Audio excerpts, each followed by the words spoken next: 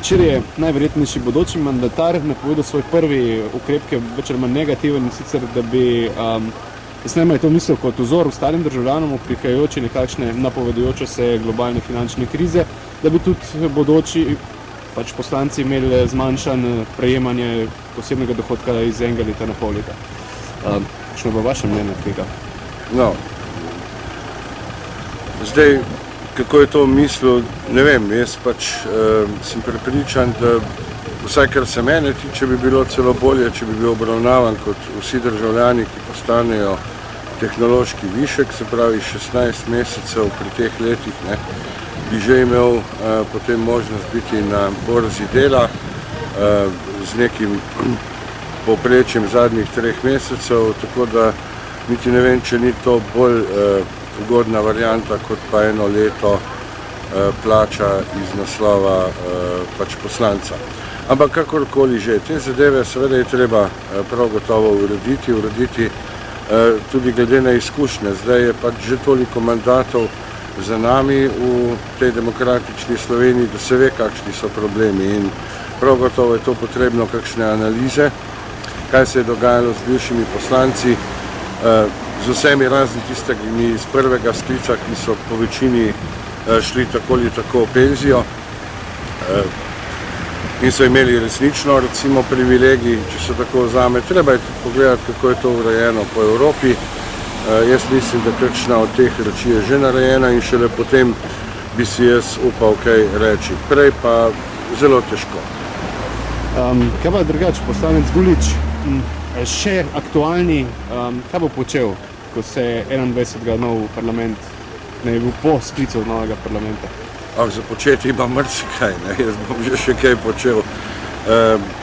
Dela ne bo zmanjkalo, znam si ga tudi najti. Druga stvar je seveda služba. Tukaj bom pa malo bolj izbirčen, kot sem bil doslej. Se pravi nazaj v medije? Zelo težko bi se vrnil v medije, zaradi tega, ker je v Sloveniji taka klima, da tisti, ki so bili poslanci, naj ne bi bili v medijih. Za recimo nekatere, bom rekel, medije je to celo tako prepovedano, za druge se pa očitno sliši kot nespodobno. Potem je seveda možnost, da opravljam svoj osnovni poklic, to je učitelj. To bi zdaj celo upal delati. Je pa res, da bi bilo zapleteno, zaradi tega, ker bi prišel, kamorkoli bi prišel kot pripravnik, za kar se pa nimam. Torej je pravzaprav najbolj realna možnost, da ostanem v politiki. Konec konca so pred nami tudi evropske volitve. Tam mislim, da se bo dalo kandidirati, pa še kakšno delo je znotraj vseh teh struktur, ki bi ga znal opravljati in ki bi ga tudi z veseljem opravljati. Delo učitelja Aleš Gulič ceni više kot delo poslanca? Bolj odgovorno? Oboje je, bom rekel, odgovorno delo. Jaz ne pristajam na bolj in manj odgovorna dela. Bolj pristajam na to, da vidim, da lahko imamo zelo neodgovorne poslance in tudi zelo neodgovorne učitelje, zdravnike in tako naprej, da ne rečem snežilk in vsega. Kadar je pa delo opravljeno odgovorno in pošteno in tudi z nekim veseljem, žarom, takrat mi pa zdi, da so dela zelo izenačena. Mislim, da ste rekli, da bi šele zdaj upali v učiteljski poklic. Vmes dolgo nisem bil, to je pač vezano predvsem na ta premor 25 let, ali pa v srednji šoli celo 30 let. Pri 30 leti sem učil v srednji šoli in najbrž bi mi bilo to teže, spet se vklopiti kot v delo poslanca ali pa v delo urednika.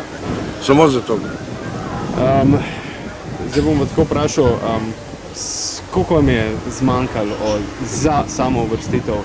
Kjer ste na lestvici? Kakršnakoli možnost, da prijete v parlament še, ali je to zgodba zaključena? Ne, v tem mandatu jaz mislim, da je zaključena in Bog ne daj, da bi se kaj odprlo, ker odprlo bi se lahko samo, če bila ptičja gripa ali pa kuga, se pravi, ki bi potem odprla prostor, drugače pa seveda ne. Se pravi, obetajoča se mednarodna finančna kriza pa tega verjetno bolj težko?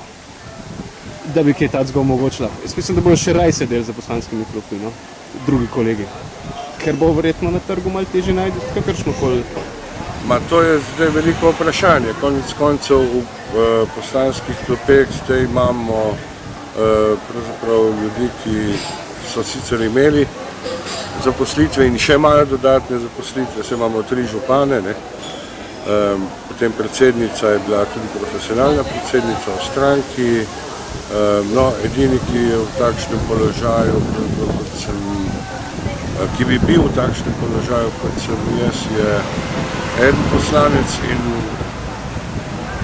ne vem, če je to tisto pravzaprav, kar sili ljudi, da se izpostavljajo, da visijo po zidovih, ne, v času kampanje. Gre za nekaj drugega. Jaz moram reči, da sem to delo v teh 4 letih opravljal z veseljem, tudi z nekim notranjim žarom. Zdelo se mi je, da vendarle nekaj prispevam k tej Sloveniji, tako da me je to bolj pritegnilo in bi bil čisto zadovoljen, če predvolilne kampanje ne bi bilo.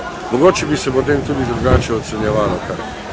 Se pravi, naslednji skok, naslednji izziv bi bile pa nekako Bruselj, evropske volitve, ko ste prej omenili. Ja, ta možnost seveda je, naslednje leto je, bomo videli, kako se bomo v stranki o tem dogovarjali.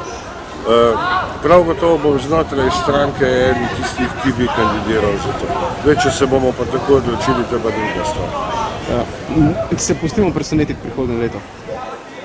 Ja, Hvala za pogovor. Srečno.